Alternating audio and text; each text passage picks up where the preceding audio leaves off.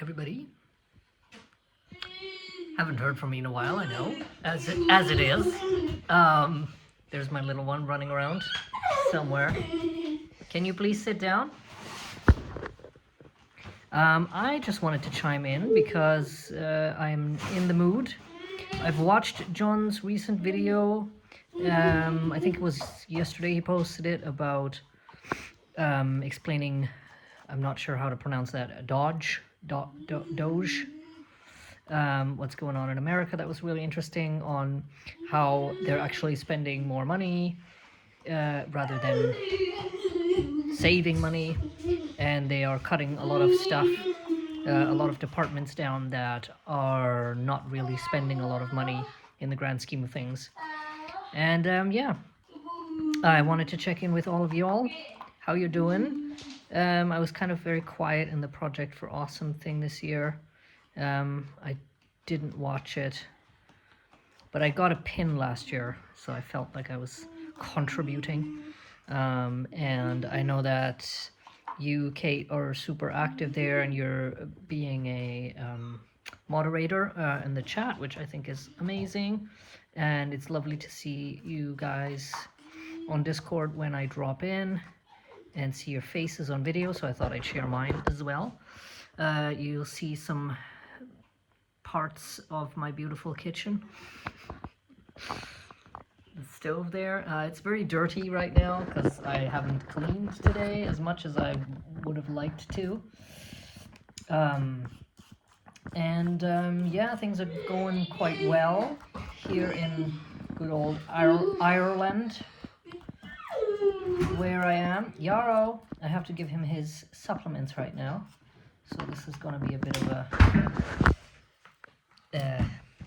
challenge. Put you down there so you can see my beautiful stomach, and some stuff that I'm mixing here. Yes, Yarrow, thank you for giving me the orange juice. That's right, that's what we need. I'm going to mix that now. Welcome to Cooking with Leo. There you go. Got some powders in there. Delicious. Not really. Gotta mix these now. I wanted to chime in on the conversation that Kate was having with herself about Lord of the Rings and doing things for yourself. That was something that really got me going. So for Lord of the Rings, I have a nice anecdote, which I'm going to share. I tried to get into the books. I've never read The Hobbit. I haven't tried that yet. Maybe I will. Because I do know that that's kind of more of a children's story rather than Lord of the Rings. It's more like the grown-up stuff. And I was not able to get into it. He has amazing descriptions of landscapes, and I can tell that he was probably able to see every tree and every mountaintop in his mind. But, oh, I'm doing a video. But it was just so difficult to follow that because I just got lost in pages and pages of, landscape description, and eventually I just stopped and I was like, look, dude, I can't. I've watched the movies so many times that I lost count, probably more than 30, because I used to have a group of friends at school where we used to meet up on Friday nights after school, and we would stay up all night, watch Lord of the Rings. We had the extended versions, all 3 movies, so that's together 12 and a half hours in total. So we would watch the first movie, then we would make some food, then we'd watch the second movie, then it was about 4 o'clock in the morning. We would go out to the, children's playground or whatever, hang out somewhere, do something, talk about life and stuff. And then we would watch the third one, and it was about, 7 o'clock in the morning, and then we would just all go about our day, spend probably Saturday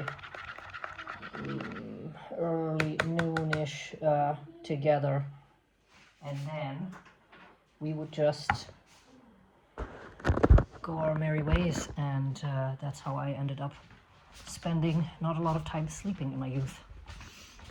So that was fun, and oh, you're busy on the toilet. All right, never mind. I'll wait. And my spouse just shook his head. He's like, you weirdo, you absolute creep. Anyway, here I am talking to you all. So we got to a point where we actually quoted Lord of the Rings to each other, and we picked characters out for each other, who was who, and dressed up and did all kinds of nerdy stuff. So that was fun. It was a really great time. I love remembering that.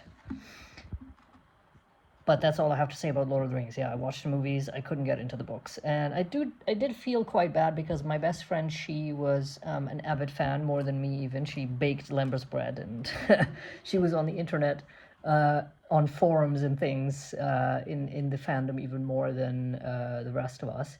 And she had read the books in their entirety, and I admired her for it, but I couldn't. It was just, I got lost in the descriptions that he has. And I'm very grateful for people like Peter Jackson who were able to take the vision, because I do think that The Lord of the Rings, the story in and of itself, is so important. It has so many great lessons, and, teaches you so much. And I'm glad that there are people like that who have this vision and who can put it into other mediums like movie, and make it more accessible maybe to people who wouldn't necessarily be able to get through the book like that, because that would have been lost on me, that story, if it wasn't for the movies. I would have never finished it for sure.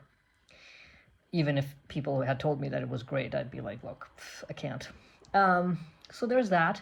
And then I think doing things for yourself is a great topic, and I do think that doing things for yourself is an important thing to do, because I think you are kind of showing up for yourself. You're doing things because you want to do them, and there's ample opportunities, if you're by yourself, to meet new people and make new friends. I mean, you can still meet new people and have a great time when you're already with a group of friends, but I think chances are much higher if you're by yourself, because there's kind of I don't want to say a need, but there's just more of an opportunity, because you're not already in your bubble that you've already created, in your comfortable bubble with your friends, where you're sharing,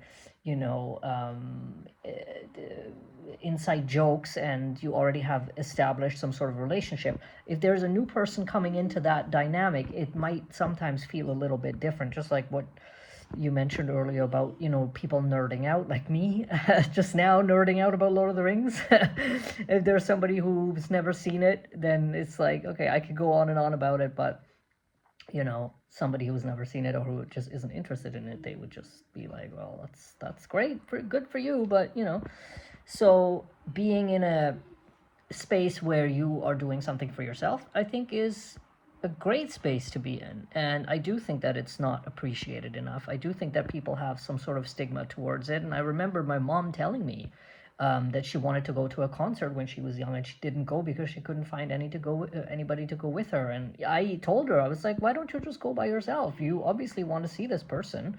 I mean, you're doing it for you. You're not doing it for anyone else. And she's just a different type of person, I guess. And I've done things for myself.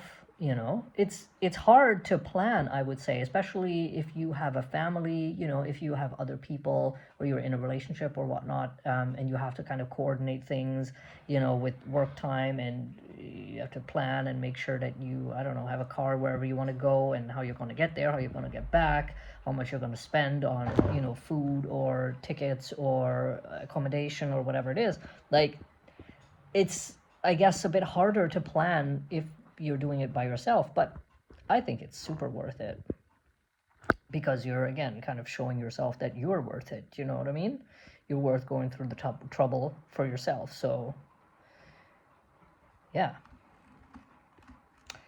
and that's that. I'm going to go to take a look at how my son's doing, and I'm gonna have to bring him to bed now, and then I will lay down, because it's been a long day, and I gotta clean this house up tomorrow. So it was a pleasure. I hope I'll see you again soon. It's been 10 minutes of me just talking. Ciao.